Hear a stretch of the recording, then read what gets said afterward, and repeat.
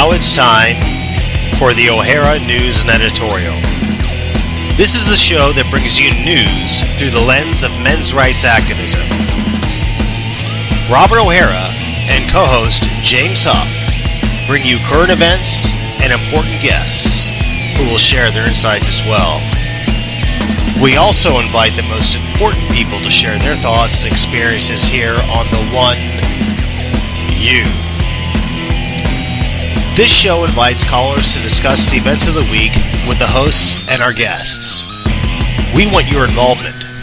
So listen, call in, and experience the one show that gives it to you straight in a way no other media outlet will. Let's begin the O'Hara News and Editorial. Tonight on the O'Hara News and Editorial, we have as our guest Patrice Lewis, author of the provocative article titled "Feminism Has Slain Our Protectors," featured on World News Daily this week. The article touched a nerve among MRAs and MGTOWs alike, and will be the centerpiece of the show. Miss Lewis has graciously accepted our offer to be on the show to talk about the subject of male utility and, as an extension, male disposability, why it is the measure of a man, and the concept of men abandoning this definition of manhood. Please join us tonight to engage in this very important discussion and also to express our gratitude towards Miss Lewis for participating in what is sure to be a somewhat uncomfortable discussion.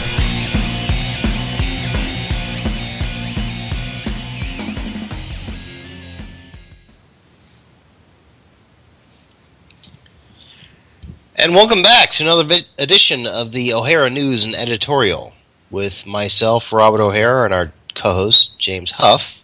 Hey! Hello, everybody. James, how was your week? Oh, rough week, man, so far. Okay, it just got started. It's already kicking me pretty hard. Things will get better. Okay, good. Well, we won't get into the details, but everything is going to be all right, so that's good. It's been an interesting week this past week, and we just had, and this is going to be a great show, by the way. We got a wonderful guest, but before we say anything else, I know that there's a lot of people kind of rearing up for this show and eager to put their own 2 cents in, and maybe even say some nasty things. But I want to admonish people to not be so brash during this show. We have Patrice Lewis, who is going to be joining us on this show tonight. She is the author of a very provocative article published in World News Daily 4 days ago, titled "Feminism Has Slain Our Protectors." And this show provoked the rage of men going their own way and men's rights activists, and rightfully so, because it definitely was an expose of male disposability and male utility and what it means to women and how important it is for women. And one could argue, as I will later on in the show, that this is a dehumanization of men and a denial of their humanity. Now, let us, and I'll talk about this before we get Patrice on, but I want to just try to pull back the reins a little bit. She was gracious enough to come on the show. We want to have this discussion with her. This is a very, very important discussion to have. This needs to be a discussion. Yes, folks. This is not a rage fest. No. The O'Hara News and Editorial is the place for this type of discussion. It is, yeah, exactly. I don't want this to be an ambush on anybody. I don't want that happening on my show. We are not a shock jock program. We don't get people on the show and ambush them and abuse them. That's not what we do here. We are about intelligent commentary and discussion, and we are very happy to have her here. She has agreed graciously to be here. I hope that this becomes a learning experience for her as well as to everybody listening. And I'm looking forward to it. But without a doubt, it's going to be awkward, to say the least. Well, and I think that perhaps it's going to be awkward because we don't have very many opportunities to actually sit down with people from a differing viewpoint on our own shows. Yes. And actually discuss the issues with them. This is sitting down and actually having these discussions in the open needs to happen. We don't need to become an echo chamber. We need to be able to keep our arguments alive. And the only way to do that is to vet the argument against the opposition. And this is in the spirit of not just good debate, but good audience learning as well.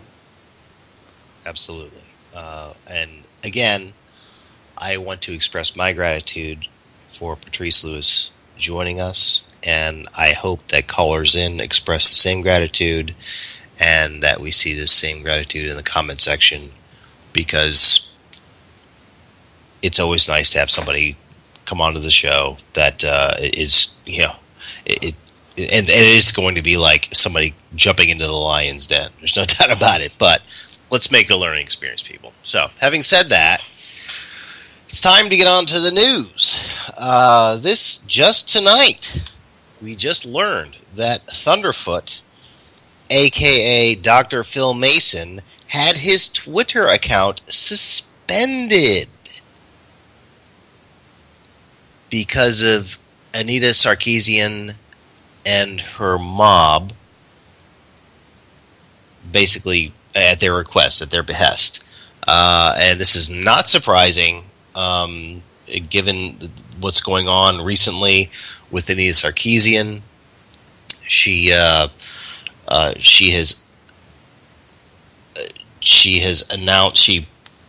has asserted that she's been under attack lately, that she's getting death threats, she's been forced away from her home, and a lot of people say that these threats are contrived by her to raise hysteria and, by extension, money. The article that I just published, which has already gotten quite a few views, by the way, reads, Thunderfoot has Twitter account suspended at behest of Anita Sarkeesian and Company. In a stunning example of internet censorship, famous YouTuber and Anita Sarkeesian critic, Dr. Phil Mason, otherwise known by his YouTube handle, Thunderfoot, has had his Twitter account suspended for alleged harassment. Dr. Mason has been perhaps the most effective and vocal critic of Sarkeesian, who has made a fortune lambasting the gaming industry as being misogynistic and perpetuating, quote, tropes concerning women and femininity. Recently, she is claimed to have been the victim of death threats, claims her critics say may be contrived. Dr. Mason has never, in any of his videos, threatened Sarkeesian or expressed any wish to see her harmed in any way. He points out in his latest video regarding his suspension from Twitter that having exposed herself to the free market of ideas, she should expect criticism.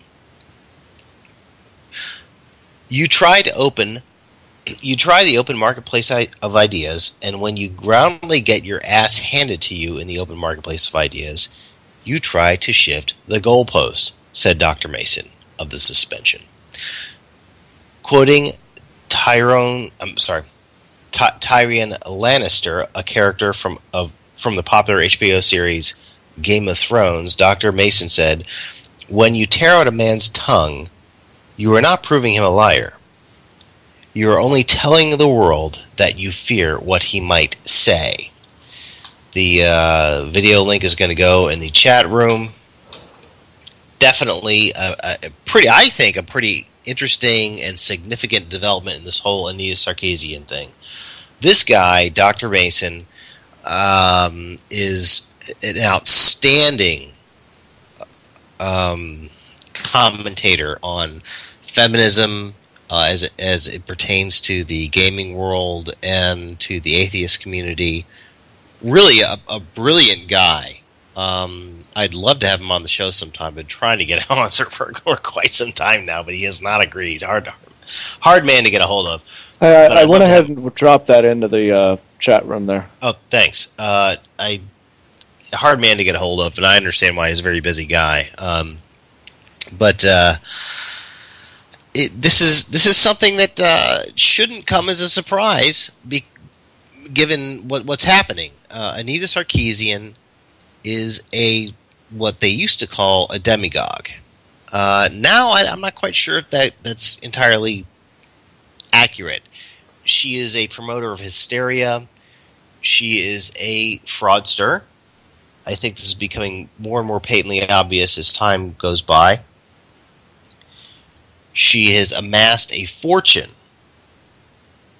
on lambasting, of all things, the gaming industry and the tech industry for being misogynistic and perpetuating, all these feminist, all these feminist accusations we hear all the time. It's like misogyny, these tropes she keeps on talking about, which and her videos are just very, very sad and very stupid, and are easily picked apart even by people who are nowhere near as smart as this guy. I mean, you don't have to, and this guy is a genius, but you don't have to be a genius to really, really, really see through Anita Sarkeesian's bullshit. And it is bullshit. But she is in trouble right now. We don't know for sure, but she may be under investigation for wire fraud, which is huge. Which is huge. But I mean, seriously, I mean, you can't. Yeah, I mean, you can't ignore the fact that this woman is a fraudster. I mean, all of the evidence is there. Every single indication is there. She's a fraudster. She's used demagoguery to raise money, and now these threats that she says she's been receiving.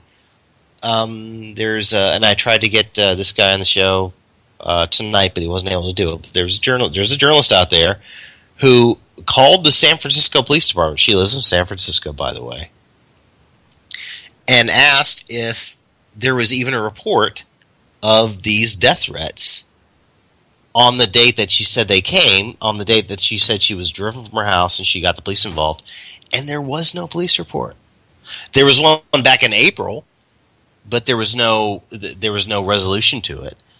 So we don't know what's happening with these police reports, and the indication is that these things are contrived. I mean, I don't know how else to express it. I mean, how else do you say, "Oh my God, I've been driven from my home. I'm getting these death threats," but there's no substantiation of these things. And when I say substantiation isn't just a screenshot. There has to be some. Because, seriously, if you receive a death threat on the internet, whether it be through Twitter or be on your YouTube channel or through email or on your Facebook page or whatever, that is incredibly easily traced. The police can trace that. It's the dumbest way to threaten somebody. Actually, it really is the dumbest. And when there's not even a police report, in addition to there, of course, not being any kind of tracing of where these threats come from, you have to ask yourself, is this contrived? Especially in face of the fact that this woman has made hundreds of thousands of dollars making these videos, making claims about female victimhood in the gaming industry and harassment of females in the gaming industry, and just, I mean, these stupid YouTube videos that she makes, they're just asinine. And people are what they're doing is they're criticizing her. They're saying, hey, we think you're full of shit. And that's all they're doing. Anita Sarkeesian, we think you're full of shit. That's all they're doing. So now what does she do? She accuses everybody of threatening her, sending her death threats. She is damseling, she has basically become the trope that she has said that she is. And it's sad. It's really sad. And I'm really disappointed in Twitter that they've done this. And I hope, we'll see what happens. I hope that they come to their senses. But Mr. Thunderfoot has a right to be upset, of course. And again, I hope he comes on the show sometime. But who knows? Maybe his YouTube channel's next. What do you think, James? Oh, I hope so. Mm. Well, I hope his YouTube videos get shut down. But I hope that Twitter comes to their senses. Yeah, I think... I don't think his YouTube videos will get shut down. No. But he had a pretty large following of people on Twitter, so I imagine this is probably upset him greatly. Well, yeah, I mean, and for good reason, because he has he is the premier critic of Anita Sarkeesian, as well as a lot of other what I call feminist co-option schemes, especially in the atheist community. Rebecca Watson, notably, and other things are going on with that. And he is. Here's the thing, and Nick Redding from Men's Rights Edmonton has said this before, and it's true. Whenever someone is very effective in criticizing feminists, they are the ones who are targeted, not the people who actually threaten people or threaten to hurt or harm or steal or rob or break things. It's the people who are the most articulate in their criticism that get targeted, and this is a perfect example of this. So, but anyway, on to other news. There was National Public Radio created a series in recent weeks that was titled "What It Means to Be a Man in the 21st Century," and one of their episodes included Paul Elam, as well as Dr. Warren Farrell and our dear friend Dave Frutrell. It was, in my opinion, a very shallow piece, which did no justice to actually explaining or elucidating the men's rights movement or what we're all about. It was like most of the major media coverage that we've gotten, very one-dimensional, not in-depth, and I believe very actively hiding some of the serious issues that we talk about. But interestingly enough, on the 12th, 4 days ago, the very last of their series called Men in America aired on National Public Radio. And I'm going to play it for everybody here. And the title is called How to Be a 21st Century Gentleman. Come to your own conclusions.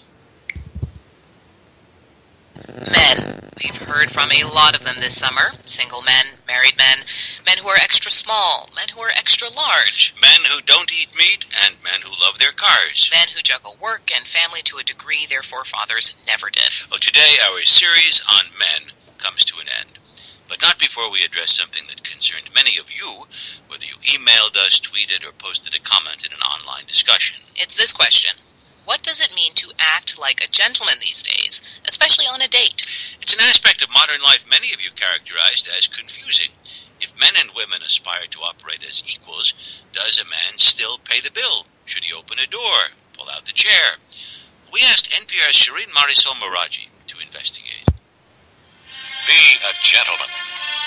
That old-timey voice is from a 1967 U.S. Navy instructional video called How to Succeed with Brunettes. How about starting by being on time? Make it easy for her to slip into her coat. Yes, doors do offer an excellent chance to make a good impression. It's a way to show your respect for ladies. I can open my own door. I don't see the point of opening up the doors. Most of these doors are automatic anyways. Now, that voice belongs to 18-year-old Chiamaka Njoku. She's a college freshman taking an etiquette class with other students at a restaurant in Los Angeles. They're all in college or college-bound and brushing up on how to behave during meals with prospective employers. It's taught by Rachel Isgar of Please Pass the Manners. She graciously let me interrupt for this story, and Chinonso Anokute was quick to express his frustration. It's the opening the door thing. It's like you're either getting an attitude with me or like I open it and you don't say thank you. It's like I'm not opening this for no reason. I'm trying to be nice here. So, Anna Putisata Yakul likes the old dating rituals, opening doors, pulling out chairs, and I know a lot of guys don't like to carry girls' purses because they think it's too feminine, but I really appreciate when a guy will carry it for me. Now remember Chiamaka Njoku, she's not into doors being opened for her. But if a man wants to pay for the whole meal, I will not stop him. Chris Polk II says all the different expectations and requests keep things interesting. You gotta do research in order to be a gentleman with certain people. You have to ask so what do you like? I like it when so and so does it. Sometimes girls will drop hints I like this. Don't do that because it bothers me. So if you're not good at picking up on cues like that, there are classes that may help. Deborah King founded the Final Touch Finishing School and has one coming up at the end of November in Dallas, Texas. It's called The Power of Being a Gentleman. We actually have to close the conversation down about who should open the door because it can drag out because there's such confusion about it. She says on a date, unless the woman says otherwise, the gentleman opens the door, and he offers to pay, suggests good options on the dinner menu, asks his date what she'd like to eat, and then places her order. King says she's been getting more requests from young people eager to bring back this kind of old-fashioned civility. I am so excited. I think there has never been a better time in history to model being a lady and a gentleman. Stephen Petro, a.k.a. Mr. Manners, says the definitions for lady and gentleman are outdated. In the gay community, you didn't have that tradition to fall back on. And you can't say, well, it's this man or that man, or it's this woman or that woman. Petro has a website dedicated to gay and lesbian etiquette and writes the civilities column for the Washington Post. And he says same-sex dating rules can help opposite-sex daters make sense of the confusion that accompanies changing gender roles. Everyone listen up. The one who gets to the door first, please open the door for yourself and the person who's behind you. He says take a cue from same-sex daters on paying, too. If you invite, you pay the bill. And Petro adds, if gestures like pulling out chairs and helping with coats are done with the right intentions, there's no harm in trying. Respect, kindness, and civility. Guys, ask yourself, does it fit into one of those three? And if it does, then you're cool. Consideration for others. Kindness. This is being a gentleman. See, there are a couple of things that haven't changed since 1967. Shireen Marisol Meraji, NPR News. Enjoy, but be in good taste. Show respect. Stephen Petro answers more questions. So really? Yeah. For real. I mean, clearly, they did this whole series on what it means to be a man in America. And this is how they end it. There seems to be some confusion about it now. Ooh, confusion. And they end the entire series with how to make yourself a tool. Just what is this? Wow. But in this video, they actually on the webpage, they actually featured the video from 1967, which is hysterical, by the way. How to Succeed with Brunettes. That the U.S. Navy actually produced for its officers. I get it. My mom and dad got married in 1963, but I'm definitely going to ask my dad about this video because I think it's absolutely hysterical. It's amazing to me. Well, you know, I mean, for real, and it's you have the people they featured that they interviewed. You of course have the women waxing nostalgic. Well, some not so much, but many women actually waxing nostalgic of when men carried purses and opened doors and paid for things, and the men who make money. Having classes and websites and whatnot, and we know who these people are, actually having classes and websites that teach men how to be, quote, gentlemen and how to be this utility for their women. Very, very interesting. Well, unsurprised. Actually, no, it's not interesting. It's unsurprising and predictable that NPR actually closed their series about what it means to be a man in the 21st century with this. And it's disappointing. I had hoped that they would do something more insightful, but they couldn't afford to. Exactly. They'd lose half their audience, more than half their audience. If they had really let loose and let Warren Farrell and Paul Elam say what they really did say or wanted to say during their interviews, NPR would go out of business overnight. Yep, sure would. They would. Hold on just a minute. We've got a caller here. Okay, cool. What we got? Hello, caller. Hi, this is Patrice Lewis. Hello. Patrice, how are you doing tonight? Fine, thank you. And you? Good. I'm glad you called. We do have to go to a music break before we get you on, because that's our format. So I'm glad you called. James, can we do that right now, and we can talk? Yep, folks, three of us. I'm going to go ahead and play a little bit of soft listening. All right.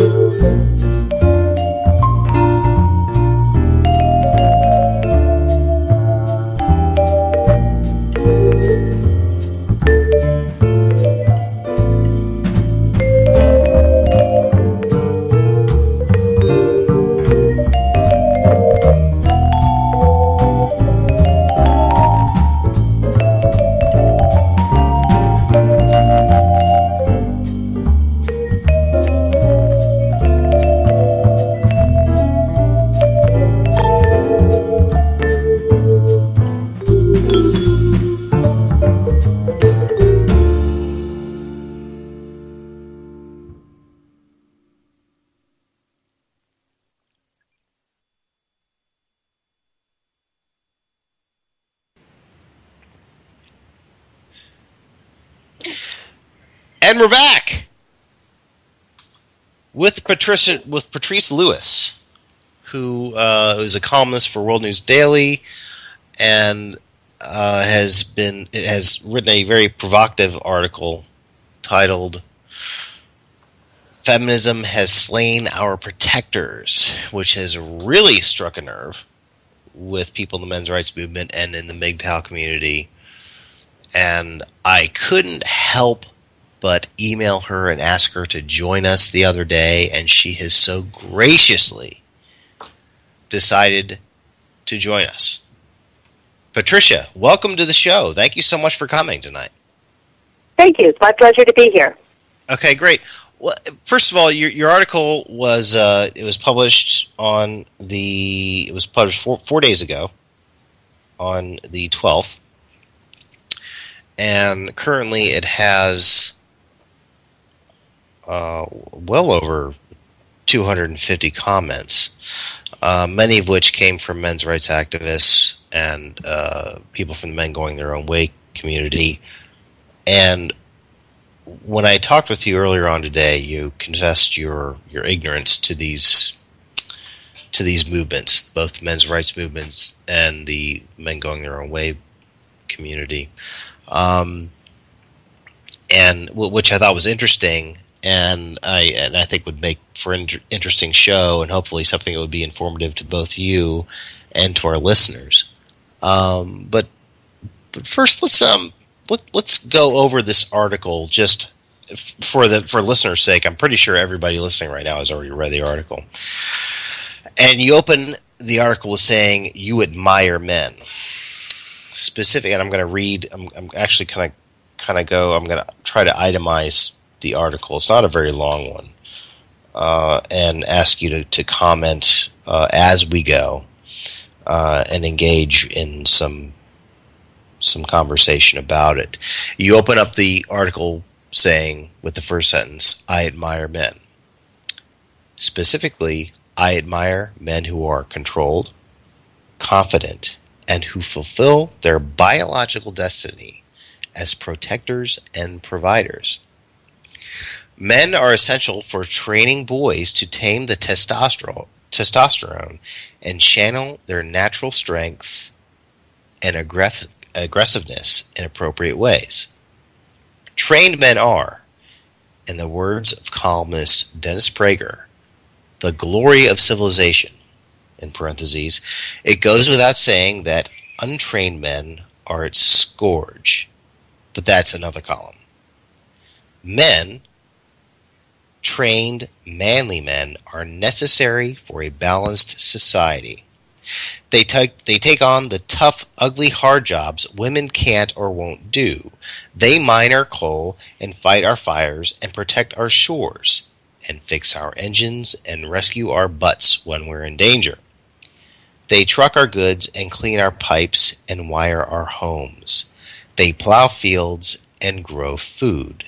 They butcher livestock so we can buy meat in tidy, sanitized packages in the grocery store and pretend it never came from a cow.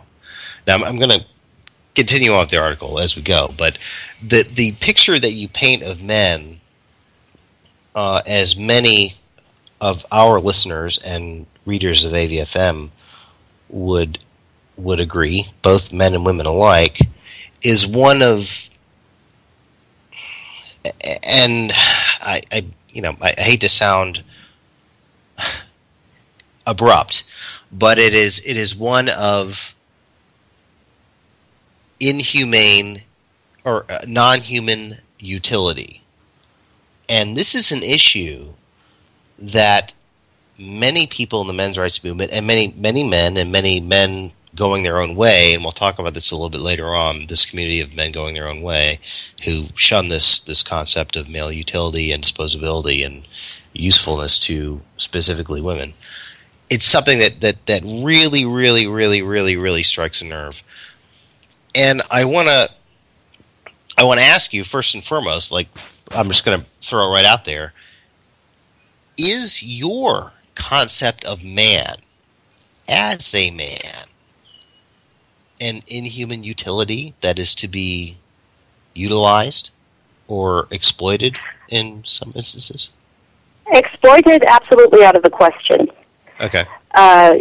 Utilized as far as their natural gifts and abilities go, sure, insofar as it's a voluntary thing. Now, I'm not talking that men should be roped into occupations they detest, they loathe, anything like that, although many men do find themselves in those occupations, and they do so for a sense of duty, a sense of providing for family. Perhaps there's no other jobs available besides mining coal or something that's very dangerous work. So now a couple of questions I might ask back at you. If, the list that I gave here, which was they mine our coal and fight our fires and protect our shores and fix our engines, they clean our pipes, wire our homes, truck our goods, yada, yada, yada. If they don't do them, who does? These are all necessary duties, necessary jobs. Somebody has to do them, and presumably they're done because they pay reasonably well. Right. And so the question is, if women aren't going to step up and do them, are men? In other words, somebody's got to do them, because these cannot yet be assigned to robots.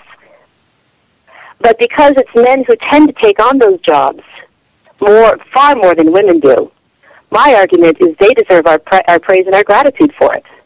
They're doing some ugly work a lot of women won't do, or think they're too good to do, which drives me nuts, but that's a different issue. Okay, so these are jobs that cannot be farmed out, because they're only farmed out to other men. Correct. Fair enough, and that's a very satisfactory response to what I just proposed to you.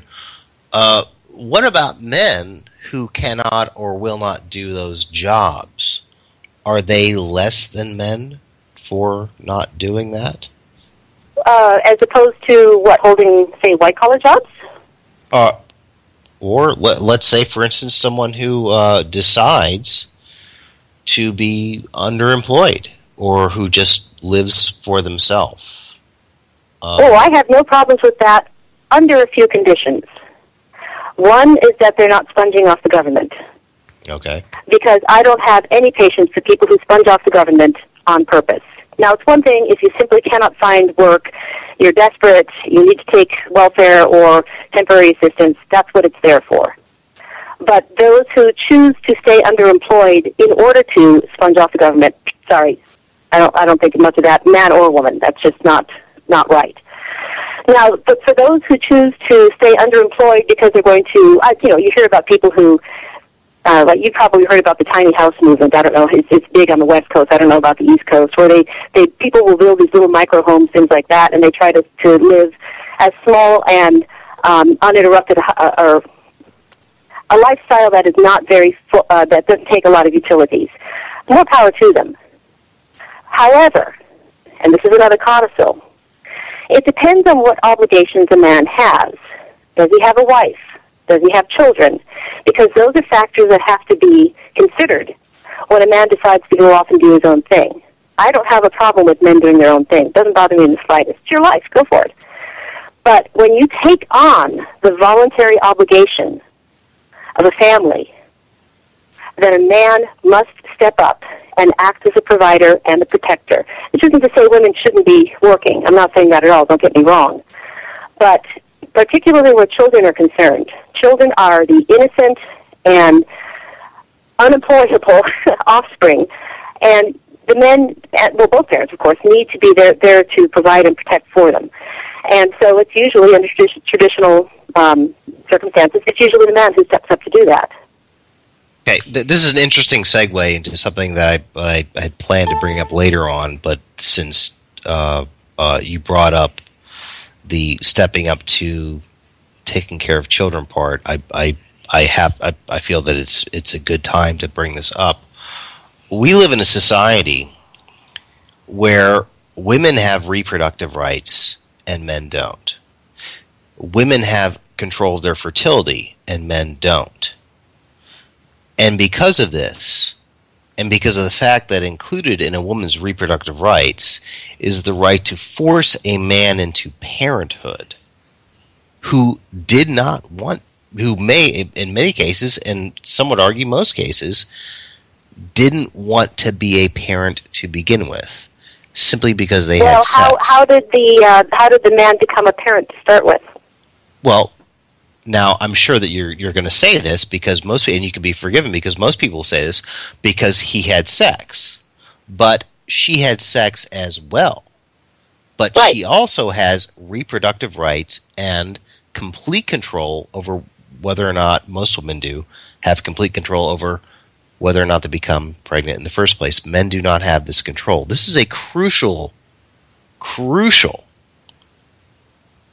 argument. It is a crucial argument. Now, let me preface my reply by saying that what we had talked about earlier, and this is what I gather is the men's rights movement, where the court system is ridiculously skewed now in favor of women. And I find that appallingly bad. So I should preface my reply by saying I don't agree with that.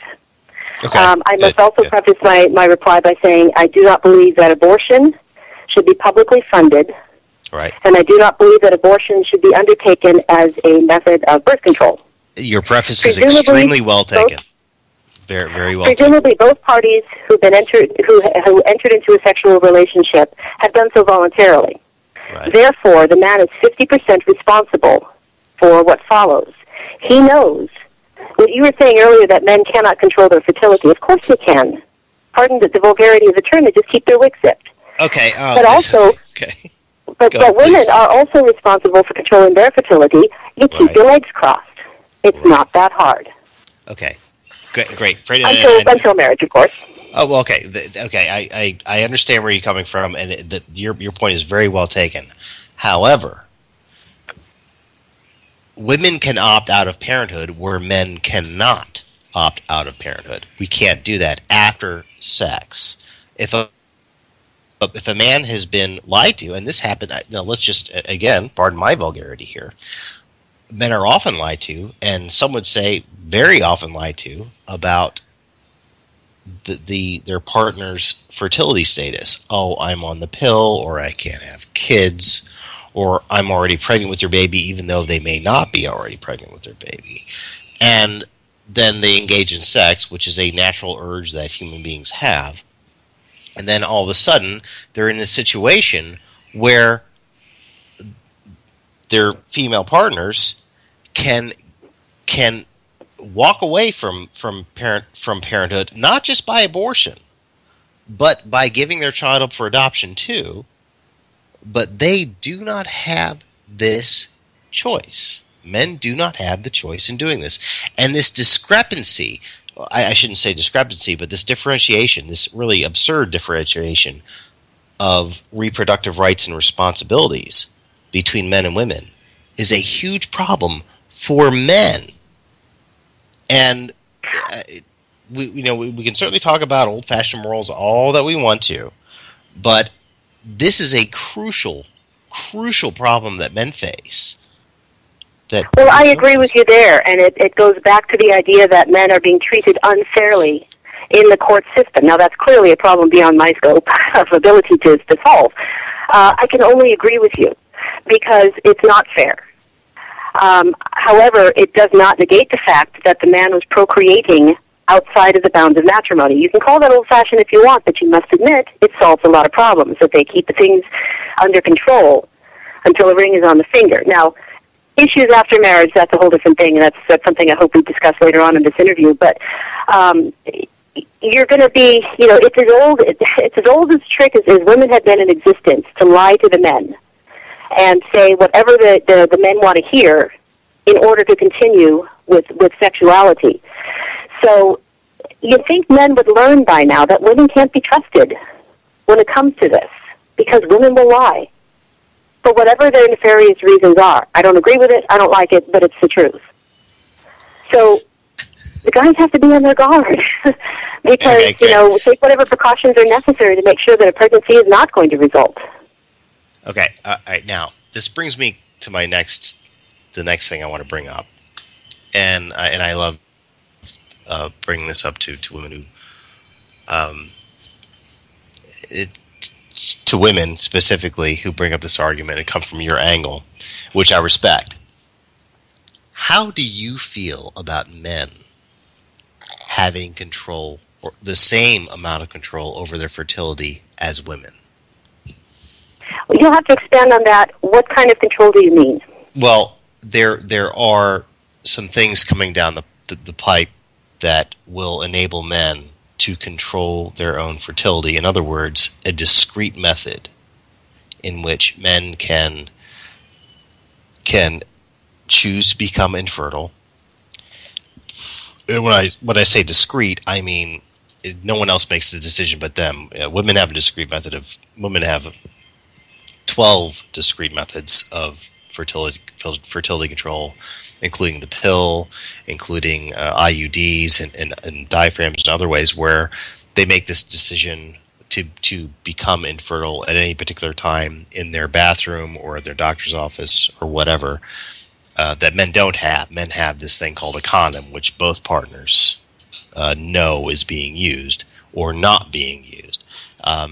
But coming up pretty soon now, there may be a method, or a device, or a drug in which, through which men can exercise discrete control of their fertility, thereby exercising. On the market? They're thinking, well, Vasogel is good. They're saying 2017 and they're Go for pretty it. confident. No, Okay, I'm serious. This, I think, is a marvelous thing. Because as you say, I could preach morality till I'm blue in the face. It's not going to change anybody's mind. I think that people who engage in sex need to be ready for any repercussions that result in that.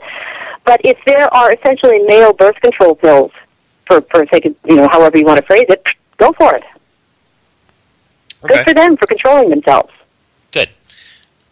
I don't have a problem with that. In fact, I wish it were on the market right now, and I wish more men would use it. I mentioned men going their own way, which is probably a concept which you may or may not have heard of. Have you heard of this before? I had not. Now, explain to me precisely what it is. Men going their own way. Typically, a man going his own way is a man who has analyzed the situation, the relationships between men and women, and has decided that having a relationship, a marriage specifically, typically a marriage, but even in many cases, even having an intimate relationship with a woman, or especially even living with a woman under the same roof with a woman, has decided that is just not a good way to go for legal reasons, of course. There are many, many dangers and pitfalls that men face when they are married, and you brought this up with the divorce situation and what happens to men when they get divorced with the child custody and of course things we haven't talked about yet, like alimony, but also even just living on the same roof with a woman with the Violence Against Women Act. Men who choose to live with a woman give up many of their basic constitutional rights.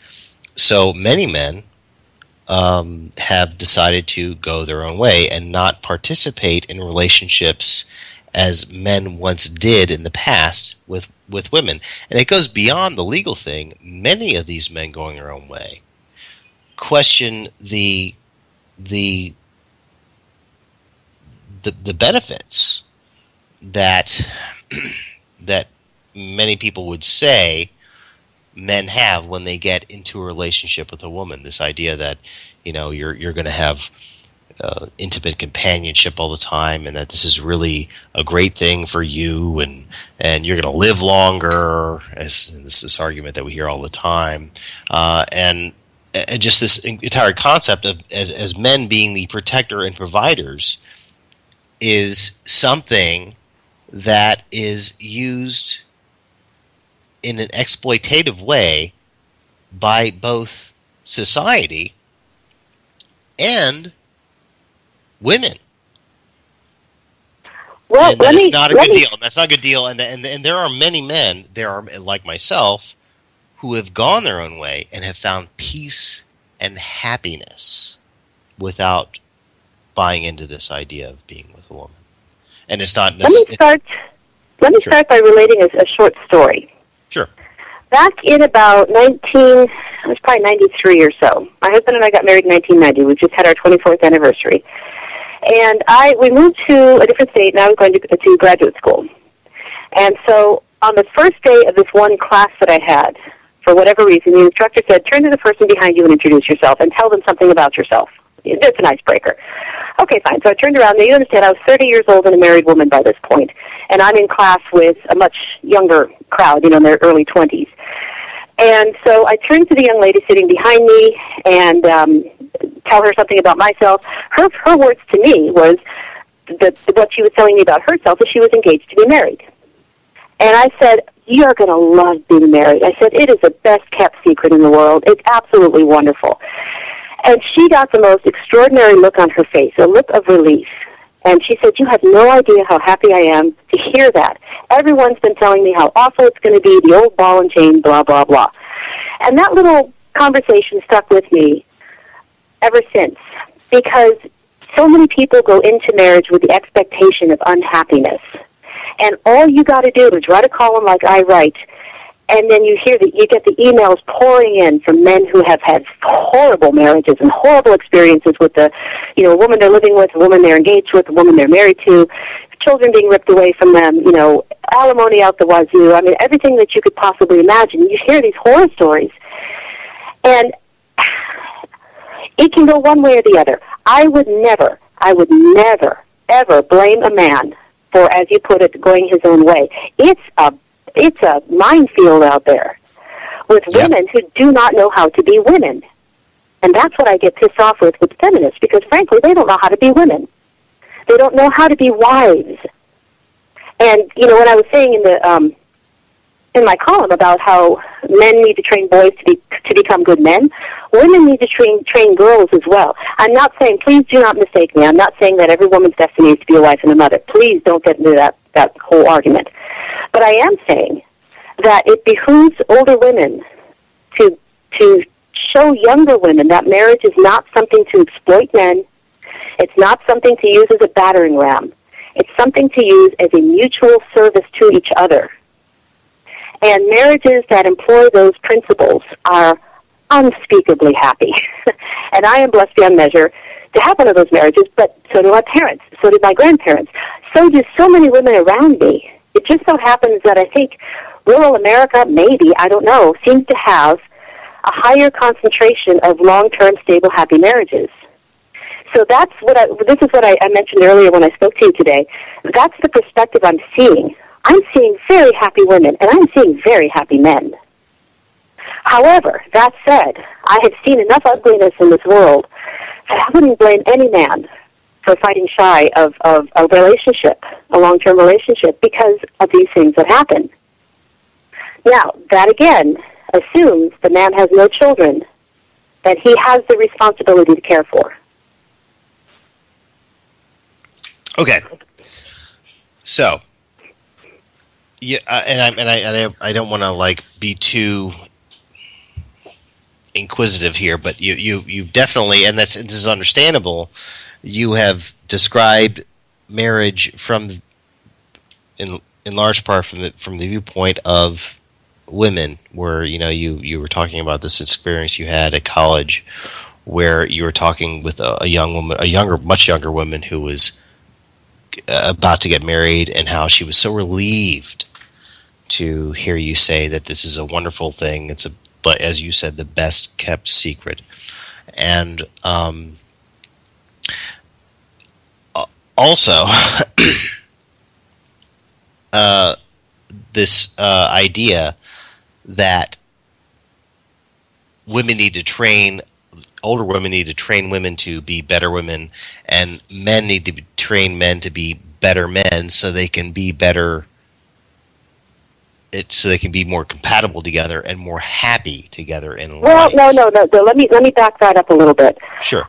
I believe that older people should train the younger generation of what their expectations are and their responsibilities and duties are if they enter into relationships. Okay. If they don't, all bets are off. I just ask you not to create kids. Right. But I learned the example of stability in a marriage from my own parents who've been married, 56 years and counting. My grandparents were married 57 years, I think, before my grandmother passed on. But interestingly, my husband did not come from that kind of stable background. He came from, his parents were divorced. So he never had that long-term stability that I had growing into it. But he is a man who takes very seriously what he sees as a duty. If you're becoming a husband, you have a duty toward your family and your children.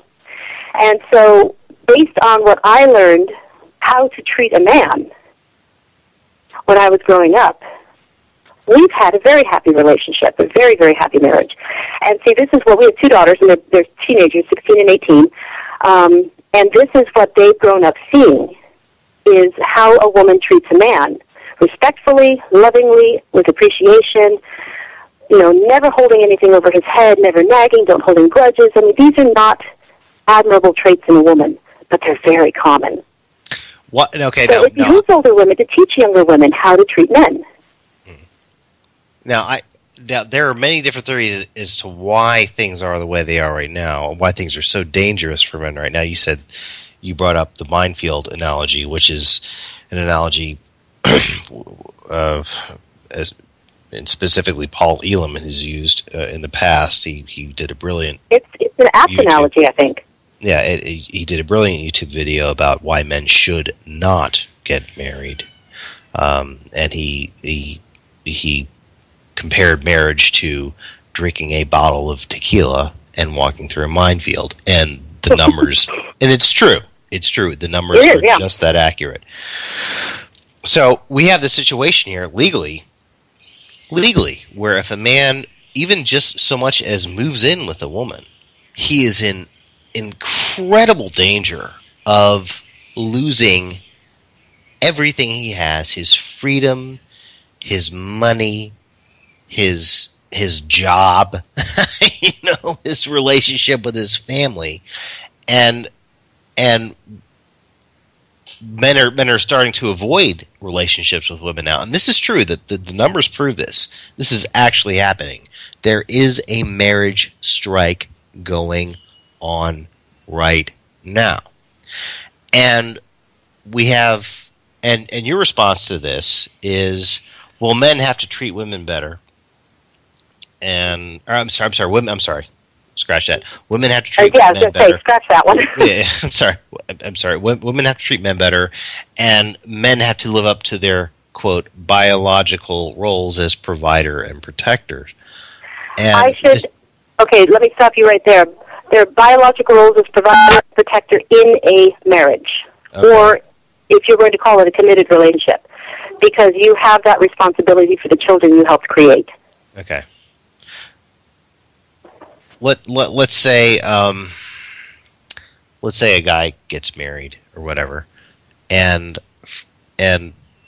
for whatever reason he is now unable to take care of business. He's unable to work. He gets some sort of illness or something like that, or if he decides that he wants to stay home and take care of the kids and make his wife work and be the primary breadwinner. How do you feel about that? Well, power to him.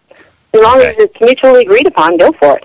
There's been a number of cases where, for whatever reason, a man is tired of the 9-to-5 grind, and my gosh, I can't blame him. Right. And the woman lands a job that pays very, very well, and they've swapped roles. Great. I don't have a problem with that at all. Somebody's there taking care of the kids. Somebody is there taking responsibility for the lives they have created. Great. No issues at all. And I want to reiterate, as you said that, as I said earlier on, currently, and this is a huge issue, this differentiation between reproductive control and reproductive rights between men and women. Men don't have a discrete way of controlling their fertility. Men don't have reproductive rights, and this is a huge, huge thing. And you've said that that if men did have a way to control their fertility, more power to them. Reproductive rights, of course, you're against abortion. That's fine. I appreciate that. But we have to acknowledge the fact that men are way, way behind as far as rights in this regard are concerned.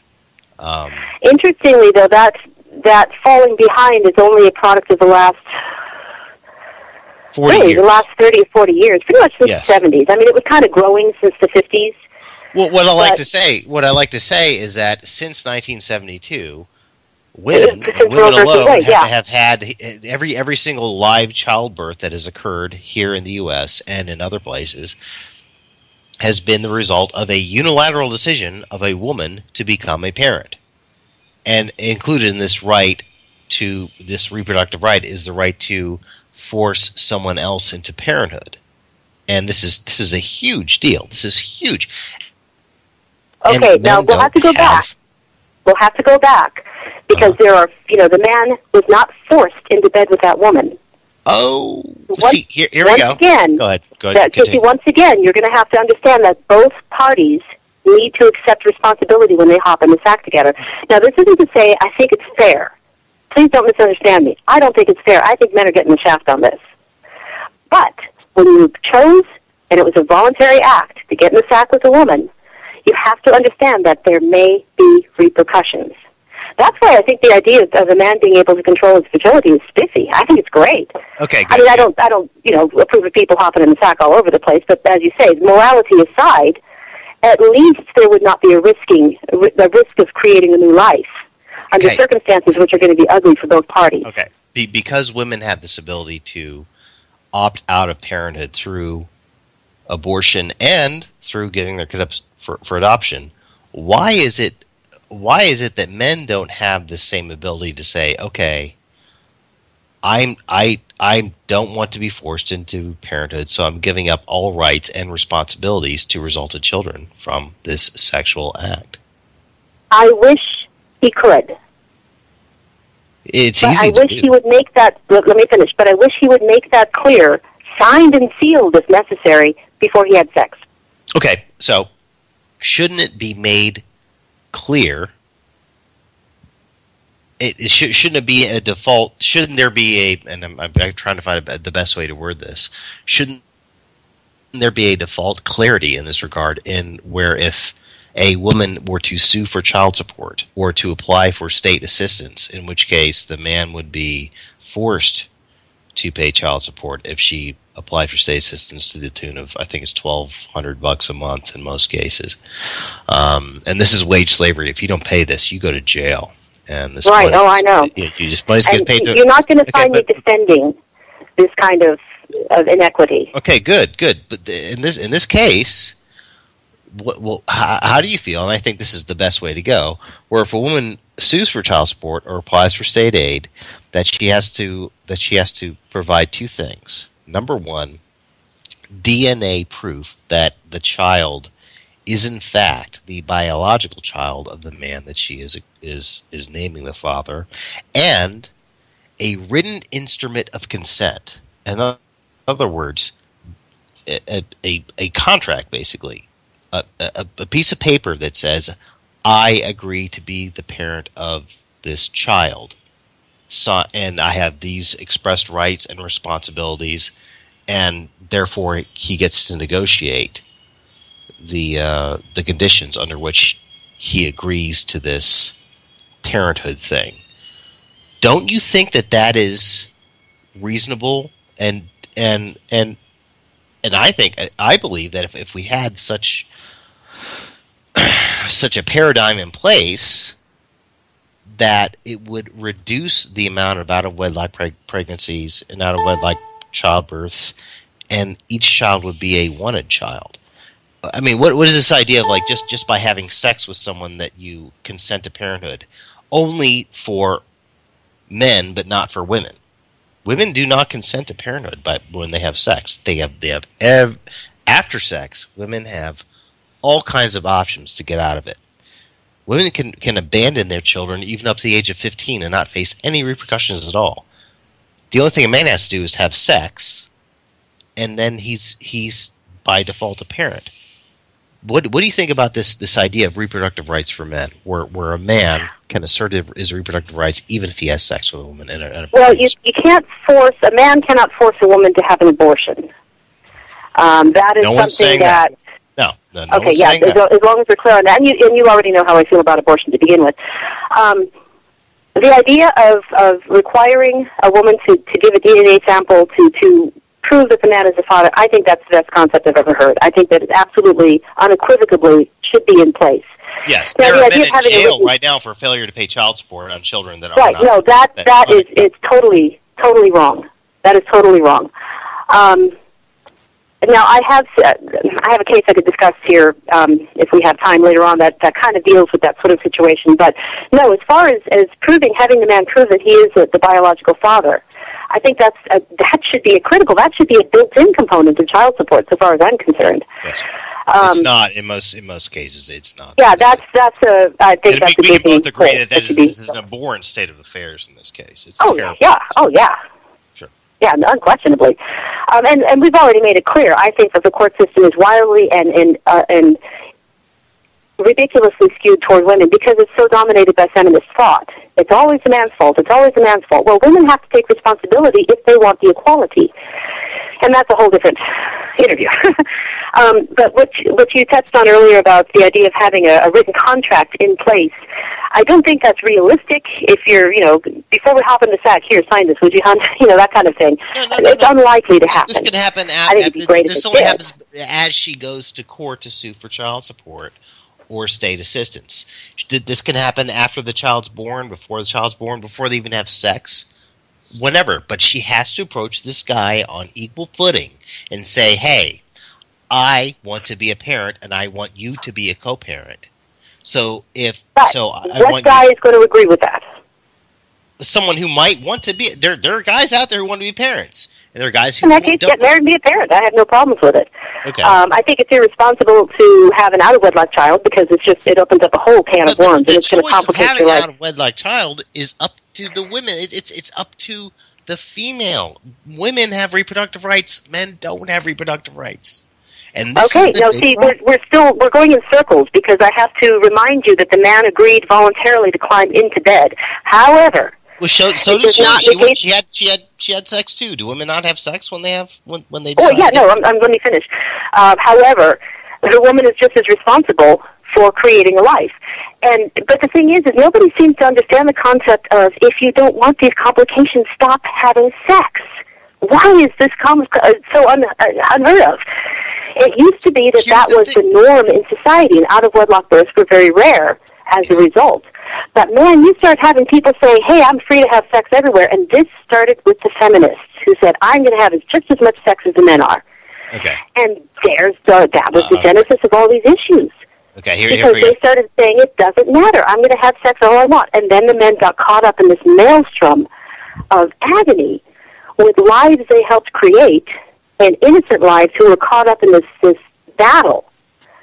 And that's where it got ugly. Okay. I will place a huge amount of this on the feminist movement.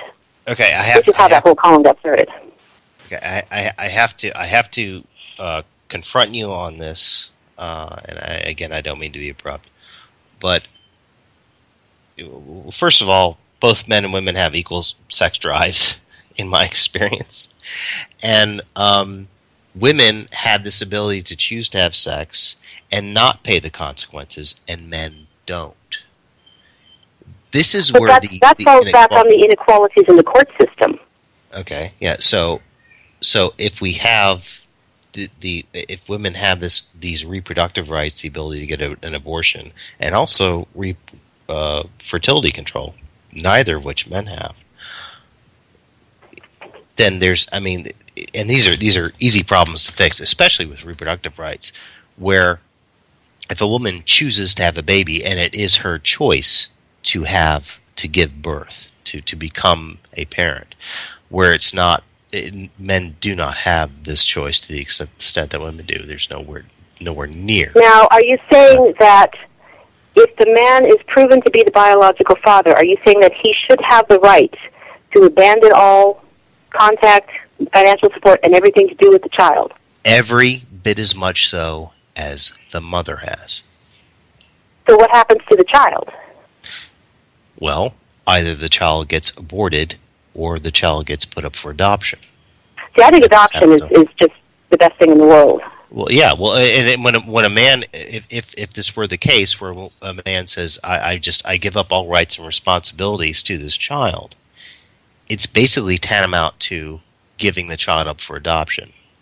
And the woman, the mother, again, she has a choice. She still has choices at this point.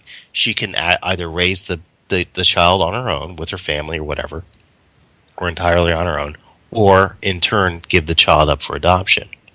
Now, if we had this in place where a man could say, "Listen, I give up all rights and responsibilities to this child," don't you think that would change things for the better for children? Where if a woman said, "Okay, I have complete control over whether or not I get pregnant, and whether or not I have a baby, and whether or not I give the child up for adoption, so I should really, really, really think really hard about who I have sex with."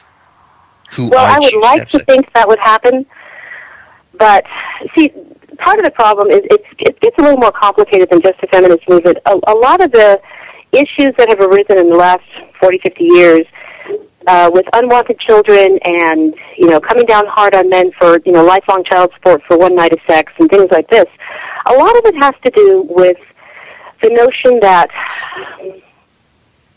society is going to provide for the unwanted pregnancies. Now, this is a whole different can of worms. I'm just going to touch on it briefly. But it's kind of rewarding bad behavior.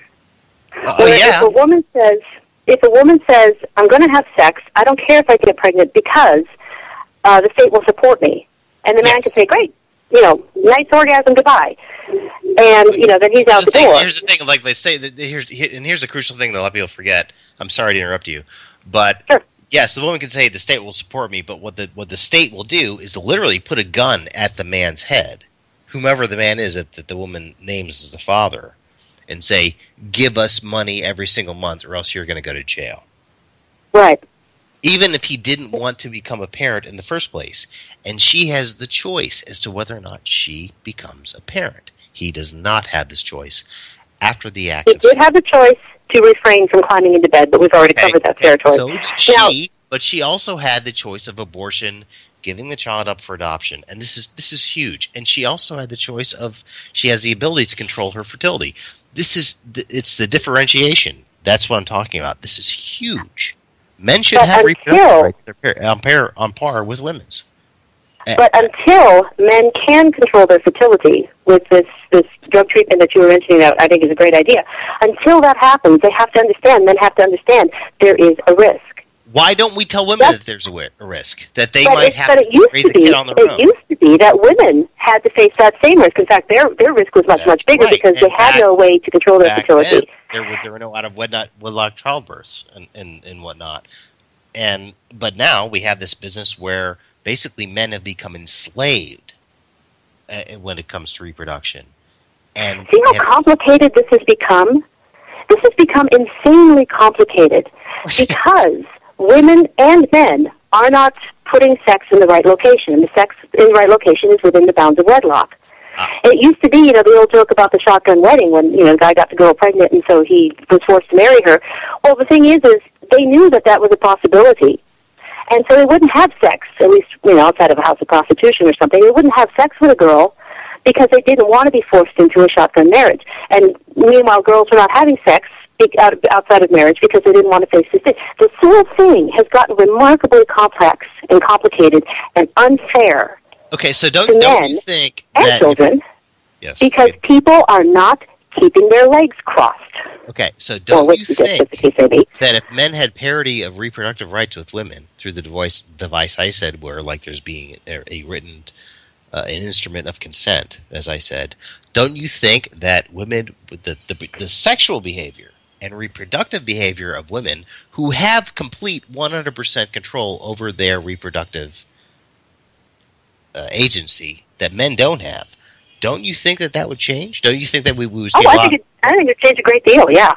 Okay. In other words, what it's forcing people to understand, the whole idea of women being able to sue for state support, which of course comes through the man, and this, that, and the other, or women who are abandoned, having welfare, or women having multiple children out of wedlock, all these complications.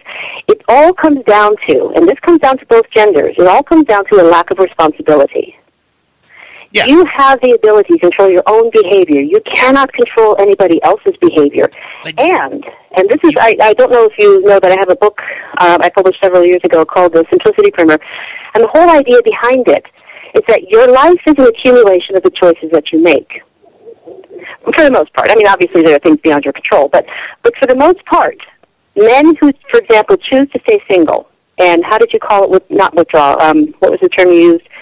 Stay out of it or something? More power to them. That is a choice they make in order to simplify their lives. People who choose not to have sex before marriage are making a decision that will simplify their lives because they're not having out-of-wedlock children. People who choose to sleep around are going to get complications that they could have avoided had they made the right choices. This all comes down to people refusing to take responsibility for the choices they make, the voluntary choices that they make. Okay, but you must concede that women have reproductive rights, men don't. Women have. Oh yeah, but see that goes back to the skewed court system. I don't agree with. And also with fertility control for women and none for men, and whatnot. But anyway, I hate to interrupt. We have Hannah Wallen with us right now, a revered honey badger. Hannah, how you doing tonight? I'm doing well. How are you doing? Wonderful. You have a question for Patrice. Well, I'm kind of wondering how you can get that welfare rewards bad behavior and not get that the child support system does exactly the same thing. Well, look at it this way. What would happen if welfare didn't exist? If welfare didn't exist, there would be more people actively seeking work, and there would be fewer drain on the people who produce jobs. And it would influence the people who might otherwise get welfare for mistakes they made. So let's say, for example, that you screwed up. You had a baby out of wedlock. You can't get welfare because it doesn't exist. I'm just, raising the what-ifs. Your life has become a living hell. Because you've got to, well, that's not actually true. Well, let me finish. Your life becomes very complicated because you have I had a baby out of wedlock. Did I finish? Your life becomes very difficult because you have this baby out of wedlock. Because you can't get welfare, do you choose, and remember, this is a choice, to have another baby out of wedlock? And another? And another? No, of course not. Your life is difficult because you had a baby out of wedlock. So now what you need to do is make choices in the future that will not further complicate your life, i.e. more children out of wedlock. Instead, and I'm assuming this is what you did, you took that child, you raised him or her as best you could, you worked very hard, you took as little welfare or assistance from the government as you could get away with, and you raised this child with dignity. I got a job and got things straightened out and married the father of my child because we had planned that. But everything you've said about welfare is true about child support. It is the same story. And all that the child support system does is make men responsible for women they have sex with, while women are not responsible at all if they have sex. So let's say that you have a child with man A out of wedlock, and you get child support from him. And then you have another child out of wedlock from man B, and you get child support out of him. Is that what you're saying, that they can just go around getting serial child support? I'm not really familiar with how child support works. Actually, women can do that. They can get child support from each guy, and they, in fact, my husband's ex-wife collected child support. She left him for another man, collected child support, quit her job, got more child support because she quit her job. Now, see, the child support system supported that, though. That's child support law. Then the second thing is, because he is considered more responsible than she is, when she chose to have children with her second husband, her responsibility for her children with her first husband reduced, and his child support went up further.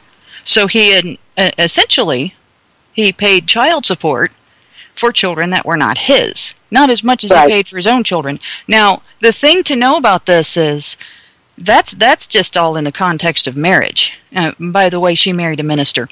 But that's all in the context of marriage. I shouldn't have laughed. Well, it's true.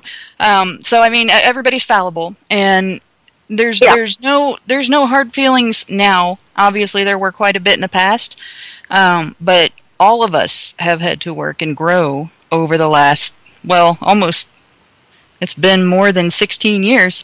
All of us have had to learn and grow because of the situations that we've put ourselves in, and all of us, all four of us, adults involved, and all of the children went through hardship because of the decisions that were made by the adults.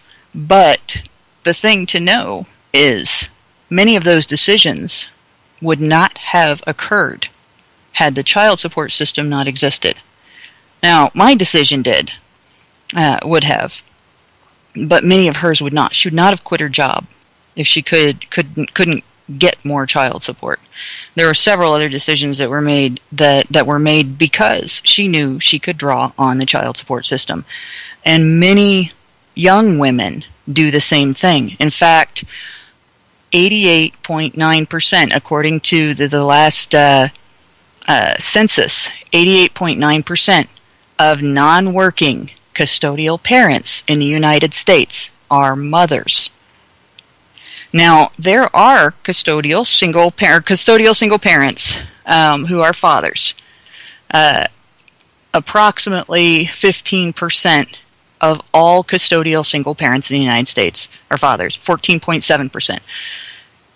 Most of them are at or above the poverty level, 80%, whereas 37% of custodial single mothers are below the poverty level, and 35% of them are unemployed.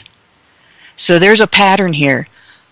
When men get custody of their children as single parents, they do not usually collect child support in the amount that women do. And there's a blogger named Dalrock that actually published some statistics from the census also on that. I believe it was a previous census, and he compared that to one before it.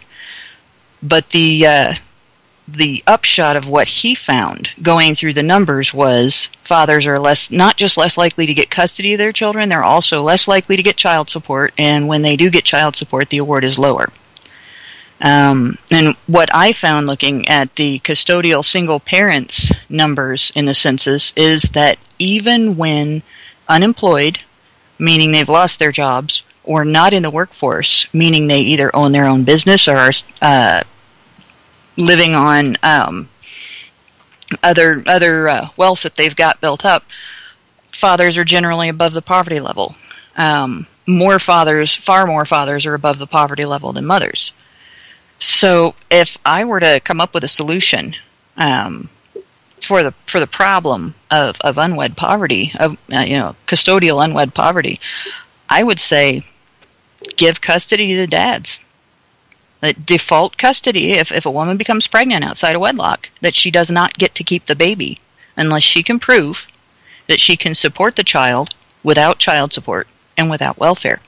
Give custody to dads. Well, I see your issue there. Of course, the question would arise whether the father is able to take responsibility and B, would be a good parent. I mean, there's some pretty steady people out there. Statistically, he is. Well, but the thing is, you can't have a one-size-fits-all solution. But what you address, however, is the disparity of the court system that either unfairly rewards a woman for custodial having custody of the children at the expense of the father, the literal expense of the father. But it also addresses that they're not taking into consideration certain issues, i.e. the woman deliberately quitting her job that she can qualify for higher alimony or whatever, or things like this. But there's also on the other side of the equation where the man will quit his job in order that he won't have to pay child support. I mean, it's not a clean-cut system no matter which side you look at. Well, but the problem with that is they go to jail if they do that. Well, there are endless factors in these equations that there's not a one-size-fits-all type situation there. But what it comes back down to is whether or not you're going to have people who are making choices that are going to simplify or complicate their lives. And, you know, the choices that you made after you had your child out of wedlock, which was to buckle down, work hard, raise your child, those were all admirable choices that you made. You know, you had one mistake, but you did the best you could with that mistake. You made your lemonades out of lemon. So you can't necessarily have a one-size-fits-all solution across the board because there's so many complicating factors in it. And it doesn't take into effect that some people are scum, no matter how you look at it. So if you've got, you know, a woman who is doing whatever she can to work the system, I don't find that an admirable quality. But it's the same thing with the man. He's doing everything he can to milk the system. It's not pretty on either side. So, you know, once again, it's a matter of people have to take responsibility for the choices that they've made. Sometimes the choices are not good and have, you know, difficult repercussions like you had, but you did the best you could with it. And there's a very important thing that needs to be pointed out about what I did. I did not make my husband responsible for me. That's something that's absent in the viewpoint that women can walk away and men can't. Making the man responsible for the woman. And that's what the child support system does, regardless of how well-intentioned it is, regardless of how much it makes people feel better from outside the situation. It really is just making the man responsible for the woman. Because he becomes responsible for her not having to make the tough choices. He becomes responsible for her not having to step up and take adult responsibility. And he becomes responsible for her not having to put herself out there and perform the labor to support the kids. Because she can just rely on a man to do it. And all that does is encourage women to make foolish decisions. And that's the whole thing, is it when you start having court systems and governments interfering in personal decisions, it skews people's opinions, it skews people's perspectives. Hey, I can get away with it because I'll be supported. Because the court system will make him support me. Because I will get welfare, you know, it goes on and on. When you have government assistance, and I'm not saying, you know, a total cutoff because there are times it's necessary, but for there's a huge amount of abuse of the system on both sides of the issue. And there's so many innocent children caught up in it. It's just... Well, I'm sorry, I hate to cut in, but this is where we get into reproductive rights for men. This is where we get into a situation where a man should have parity of reproductive rights with women they choose to have sex with, just as women themselves choose to have sex with said men. Yeah. There's this huge disparity here. There's this huge differential here. If we and it's so simple to correct. People say it's complicated. No, it's not. Just have it to where you cannot enter into parenthood legally unless you have consented, verbally or in the written word. It just should not happen this way, where one person has sex, therefore they become a parent dependent on the other person's decision to become a parent, where the other person can have sex and they don't have to become a parent if they don't want to. This is huge. This is really the crux of the argument.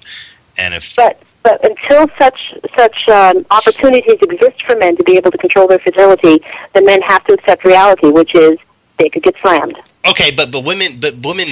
Here's the thing: women do have control of their fertility, and they still have control over whether or not they become parents, and they can still force a man into parenthood. And that's why there are men going their own way, because they can get slammed. And I can't blame them for that. However, it goes back once again. Was their life created through their actions?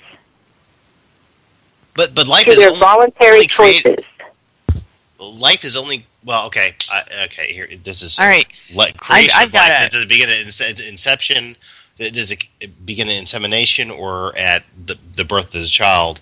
The fact is, and again, I'm going back to this: every single live childbirth since 1972 has been the result of a unilateral unilateral decision by the mother to become a parent and not the father.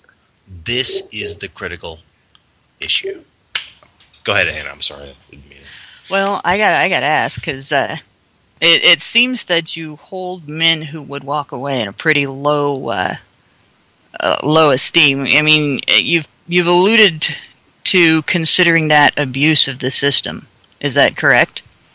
I wouldn't say abuse of the system, but you are correct in that men who walk away from their own children, I do hold in low esteem. Yes. Now, I gotta ask, if you consider men who would walk away after a woman has, become the custodial single mother of a child that she knew he didn't want, if you consider that man deserving of low esteem from you, what do you think of the mother? I don't think much of her either. Knowingly put that child in that situation. Well, see, when we were talking on this earlier in the phone call, there are women who will entrap men by lying. Yes. Oh, of course I'm taken care of. Of course I've got protection. Let's go to bed. And that's just as loathsome because you're playing with fire. You're playing with a child's life. Don't you think they should pay consequences for that, though? Don't you think that those women should pay consequences, though, where if they decide to do that, then they should take responsibility for that child that they made a unilateral decision to bring into this world, where the guy who had sex... That's the problem, is how do you prove it? And that's where the whole idea of sex outside of marriage complicates things, because how do you prove it? Well, you do it by having this instrument of consent where... Yeah, you can do that, but I don't know a lot of people who are going to say, sign this before we go to bed. Or after pregnancy or whatever, where you basically have to get the guy to agree in writing that he wanted to become a dad. This is not complicated. This is very simple. I think giving custody to the fathers would solve that problem, because a woman can't entrap a man into paying her child support if she doesn't have custody of the child. If she doesn't have a child, right. Yeah. I mean, there are all kinds of complications here that... Yeah. I'm not a family lawyer here, so I can't discuss all the intricacies, but there are just so many complications that people create through their own actions and irresponsibilities that could be solved if they looked ahead at what their decisions could be.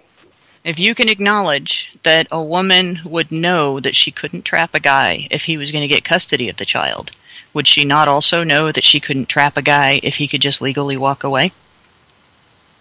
Probably. And she would know that she didn't have a safety net if she lied to him. Yeah, see, the whole idea of the safety net has been abused by both ends of the system. That it's created far more problems than it has solved. I mean, nobody wants to see mothers and children starve, which was the whole idea for this compassionate idea of a safety net. But what's the term? The unintended consequences of it has been a gross negligence in terms of one's own reproduction. Now, going on, you can acknowledge that women would be less likely to try to entrap if they knew that they didn't have that safety net because a guy could walk away. Don't you think that women would also be less likely to simply be careless if they knew that they did not have that safety net because the guy could walk away? Women would be more careful if they had to face the consequences. Well, the consequences not being a child, but the consequences being having to get a job and support themselves and their child. Well, that's the whole idea, because before women had these so-called reproductive rights, in other words, before the advent of widely available birth control, it was not, women couldn't control their own fertility either, which is what the men are now saying is unfair. And so they had to look ahead at the consequences of their actions and say, okay, if I go to bed with this guy, I could get pregnant, society will disown me, my parents will disown me, I'm going to be in deep doo-doo, I'm not doing it.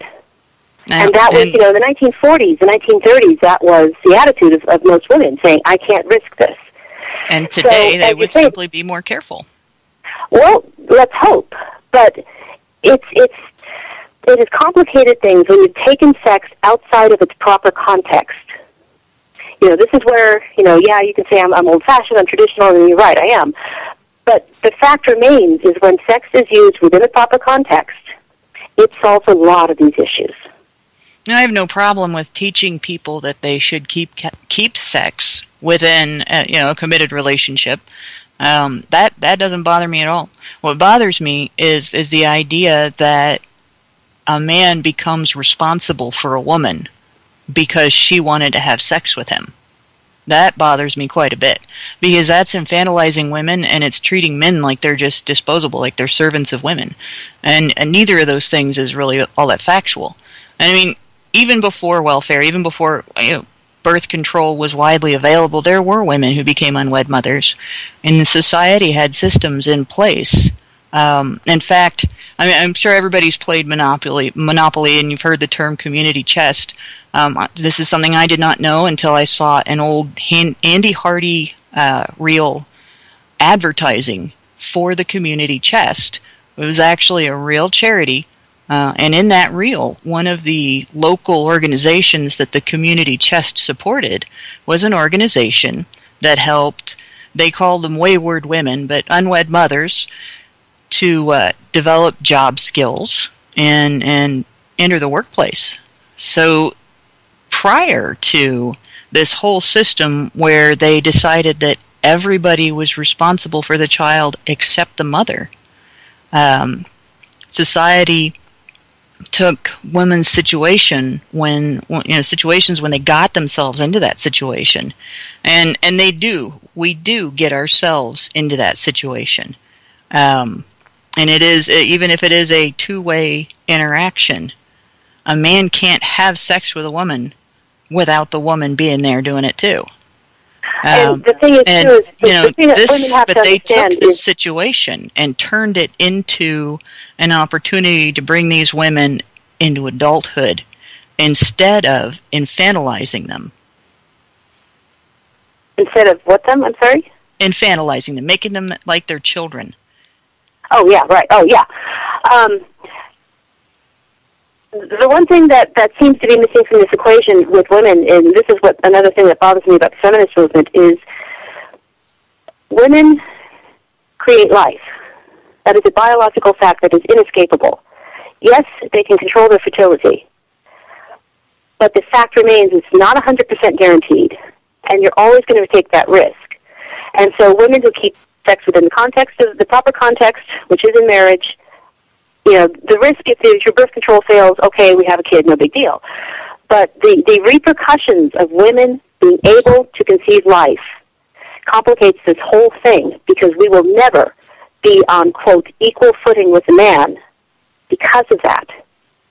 But it's something that I think is beautiful. I mean, my goodness, you've been a mother, you understand how beautiful it is. Oh, yeah, but it's absolutely beautiful. To be so casual with it, and to be so... people who treat it as if it's a commodity, or who treat it as if it's an income source, are people I don't think need support, because their bad decisions are being supported.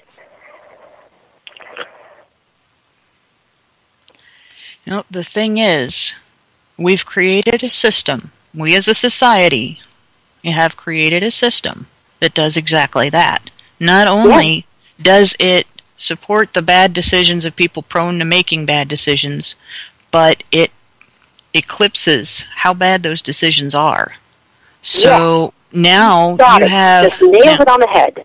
Now you have young people who are second or third generation, and sometimes, because unwed motherhood often happens in the teens, sometimes fourth generation welfare families who don't know any other way of life, who don't see anything wrong with it, who don't consider poverty a consequence, but rather a fact of their lives, and don't have any reason.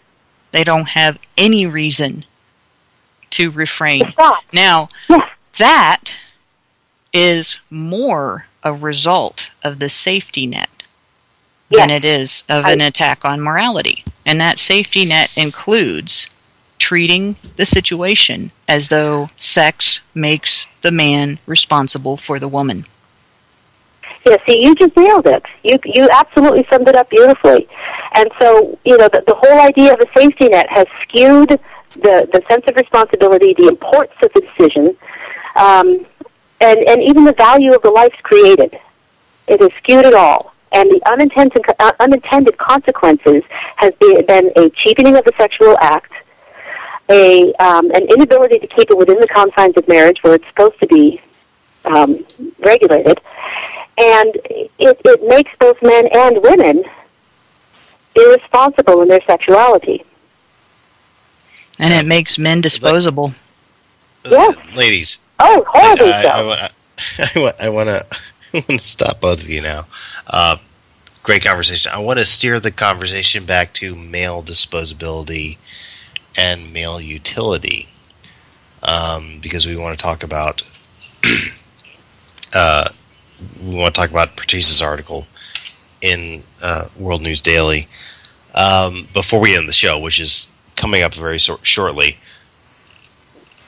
We've talked about reproductive rights and the fact that the man, and this is a fact, that the man is responsible for a woman's decision to become a parent, and that this is something that is incredibly unfair, even though they have sex, and both men and women have sex, but it is only the man that is the one that's made responsible, to the extent that he must pay every month a certain sum of money, usually based on his income and not the needs of the child. And if he doesn't pay this amount every month, he goes to jail. So there's male utility right there and male disposability. But I would like to sort of steer the conversation between both of you ladies about male disposability, and let's talk about the draft. Let's talk about conscription.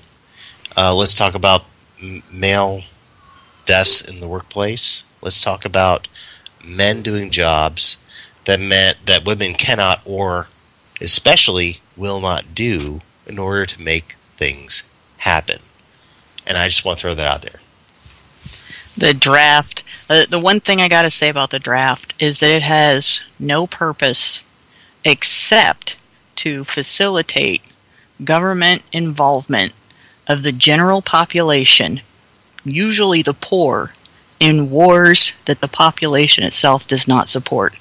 Because generally, always in the case of men. Always in the case of men. And it's always in the case of men. And they'll never convince. If they convince our government to involve women in the draft, it'll get rid of the draft. I don't believe that our society understands the burden. Not all of our society, anyway, understands the burden that really is. Until they risk losing, the people that they protect the most. And frankly, women are more protected in our society, far more protected than men. Which actually makes things difficult under combat situations. I don't have objections to women in the armed forces by any stretch, but there has been proven difficulties under combat, active combat situations where the men find themselves wanting to protect and save their women co-soldiers rather than fighting the enemy, if that makes sense. And that's inbuilt chivalry on the part of men, that urge to protect. Trained. That is trained. Well, actually, there's an extent. Men protect each other as well. But yeah, that is absolutely. But also, if a man comes across, there is an issue there. There is a evolutionary psychology issue there, where women being the childbearing sex, men are going to be more protective of women than they. Well, there's just a tendency to protect women in this sense. However, women, if they have the right to vote and have all of the rights in society and all the entitlements that society gives them that men have, they should be subject to the same responsibilities. Now, you may not be able to scale a cliff with 60 pounds on your back. You may not be able to drag 200 and 50-pound men out of the battle zone after they've gotten blown up by shrapnel or a mortar attack or something like that. But you can drive a truck. You can definitely work an office job, which, believe it or not, most military jobs are office jobs. They are. Logistics is the biggest thing about the military, and it's always people crunching numbers. It's always people like trying to figure out how to get the most stuff where and whatnot.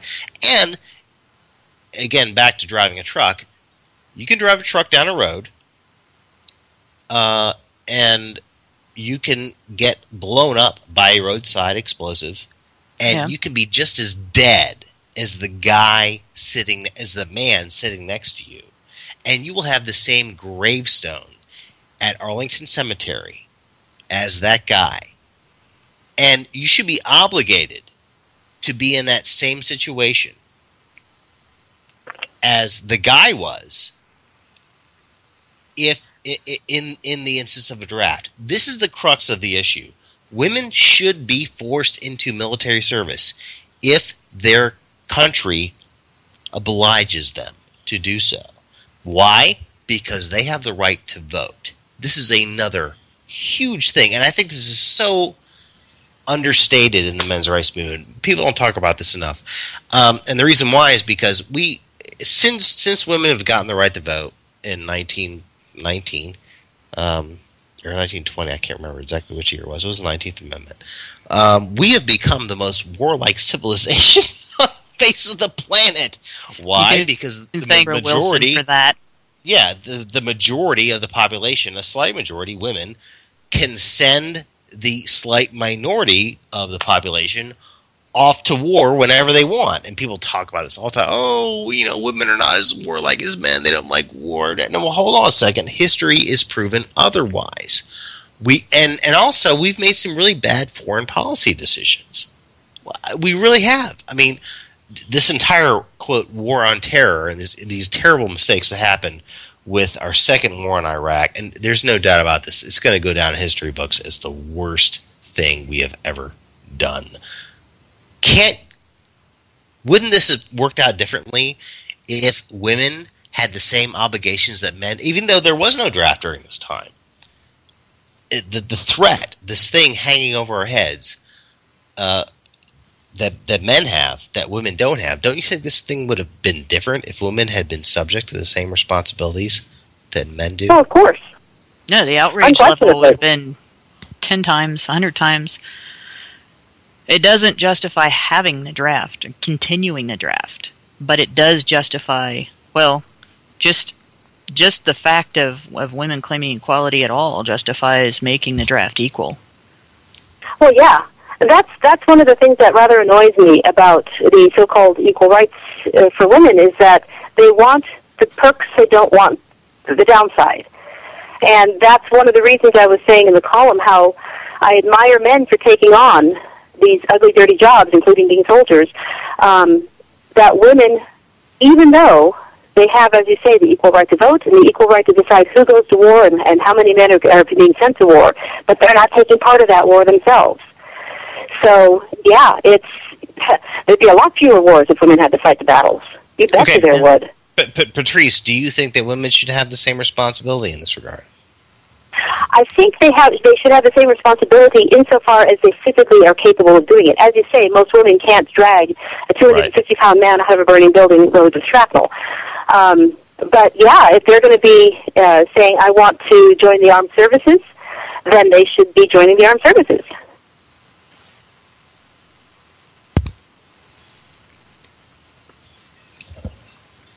I have to say, I don't disagree with that at all. Okay, good. Well, I think women should be equally obligated.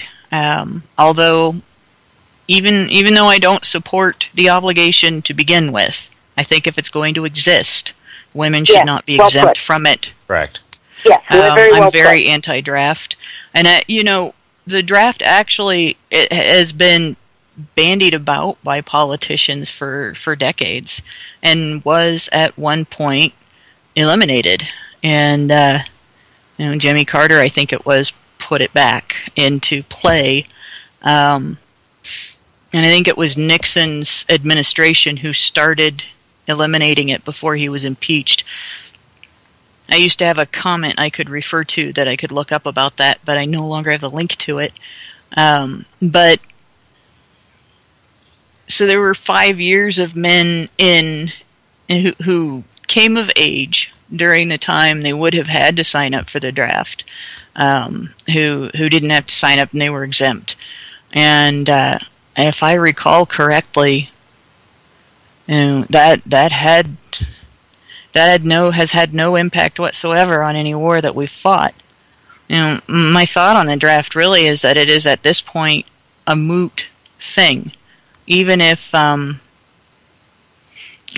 women cease to be exempt from it, the way wars are fought at this point, I don't see men or women being drafted unless we, as a nation, end up involved on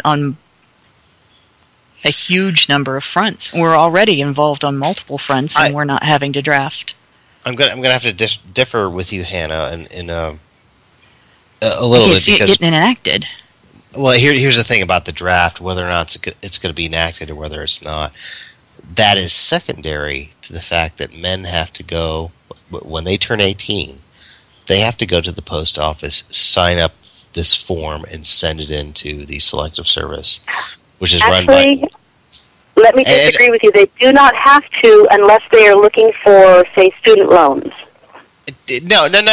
Oh, no, men face prosecution. You can go to jail. And a $200,000 fine. I'm not going to go I stand corrected then. I beg your pardon. I don't have sons, and so we haven't had to go through this. That's fine. Yeah, mine will have to register in a few years. And beside that, I remember when I was 18 years old, I graduated from high school on my 18th birthday. My twin brother and I, we graduated high school on our 18th birthday. And I remember the morning we woke up on our 18th birthday, and both of us were quite hungover because we went out and we had a good time. But this is back in the day when 18-year-olds could go and get crazy.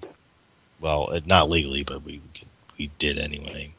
And I remember my dad waking us up, kicking us out of bed at 9:30 in the morning, saying, "Get up, get up, get up, get up." My dad served in the Navy. He came from a Navy family, and he literally dragged us out of bed. Get in the car. Why? What's going on here? What? Get in the car. He drove us down to the post office. He did this. My dad did this. And he made us fill out. He said, "You're 18 years old right now. Right now, you are 18 years old. You have to fill out. You're an adult now. You have to fill out this form." This is a true story.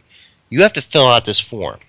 It's the Selective Service form, and you have to send it in to your government so you can be susceptible to the Selective Service. If your country needs you to dig a trench, carry a rifle, carry somebody out of a combat zone, drive a ship, man a tank, fly an airplane. You have to do this. You must do this. And we did it because Dad told us to do this. And when we did it, I'll never forget. This is like this old-fashioned post office in Easton, Maryland, on the eastern shore of Maryland. It's a quaint place. And we put it into the mail slot. And my dad said this. He said, "Bill and Bob, congratulations. You are now full-fledged citizens of the United States of America." Now, why don't women have the same obligation? And are women really, truly full-fledged citizens of the United States of America, even though they don't do this? Why is this? Why is there this disparity here? What's going on? We're talking about citizenship here. We're talking about rights. We're talking about responsibilities. We can talk seriously. We can argue about whether or not women are capable of getting into combat. What's going on with that. I don't care. We're talking about a documentation of citizenship. Actually, there are other countries where there is a similar thing for both sexes. Yeah, in Israel. Yeah, I was actually thinking Israel, I think, requires both genders to serve 2 years in the army or something. Yep, and if I recall correctly, Germany has, it's not the same thing, but has a requirement of public service for all people when they turn 18. Not here in the U.S. Barring handicap. Yeah. But, yeah. But here's the thing. Here in the U.S. and in most countries, if you're a woman, just by turning 18, you become a full-fledged citizen. But if you're a man, you do not become a full-fledged citizen unless you sign a piece of paper and submit yourself to this, to the draft or to conscription or selective service. This is a huge, huge issue. It's not small. It's not esoteric at all. It's huge. Yeah, it's basically a claim of ownership. That, yes. That women are free, but men are owned by the government. Yeah, you are only a full-fledged citizen if you submit yourself to this. If you're a man, if you're a woman, you just have to turn 18. You just have to live to your 18th birthday, and you have this citizenship. There's something basically wrong about that.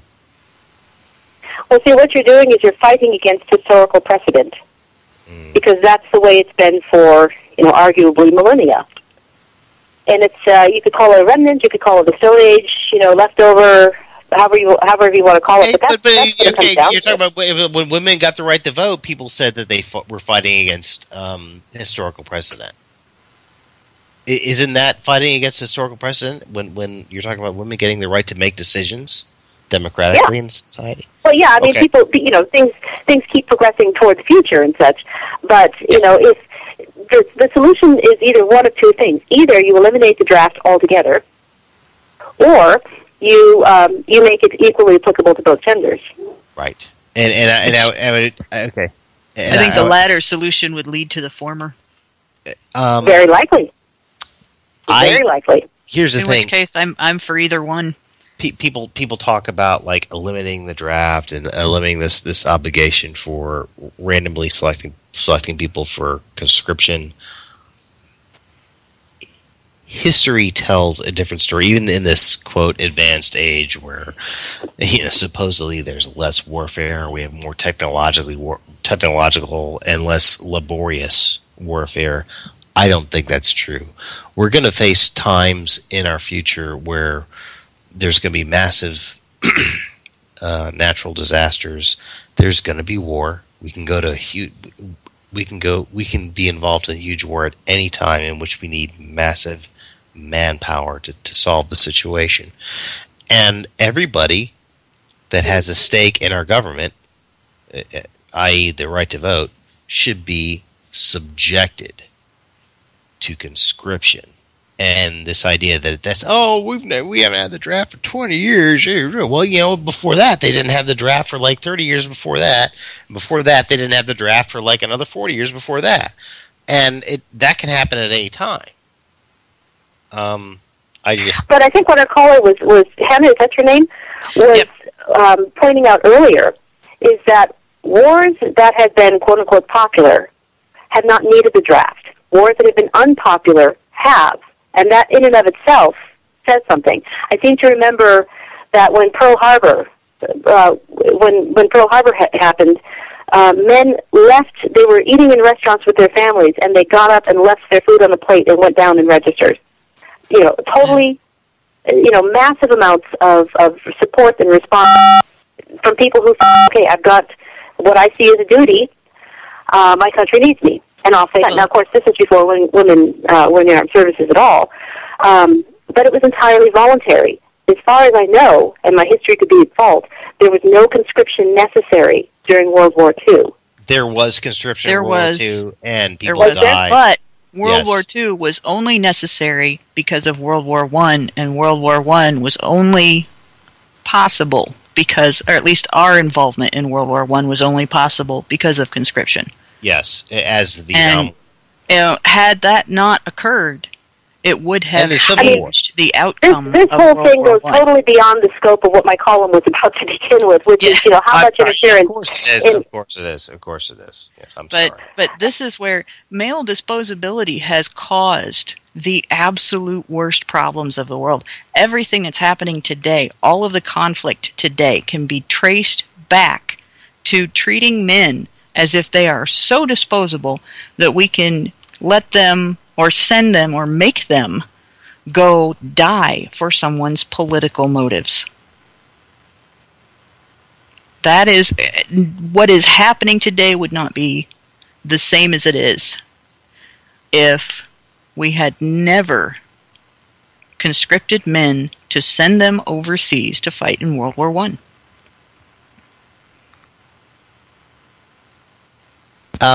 Listen, y'all, it's 11 o'clock right now Eastern Time. I have to end the show. This has been a fascinating conversation. Miss Lewis, thank you so much for joining us. I want to express my gratitude on behalf of the listeners of this radio show and the readers of AVFM for you to come on. Thank you so much for coming on the show. And please keep... You're very welcome.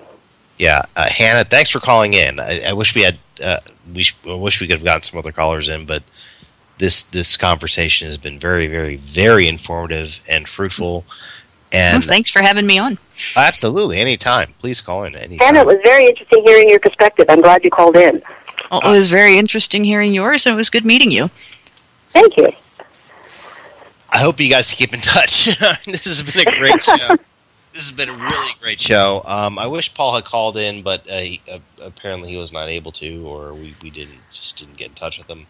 Either way, it's been a great show. Thanks again, Patrice, for calling in.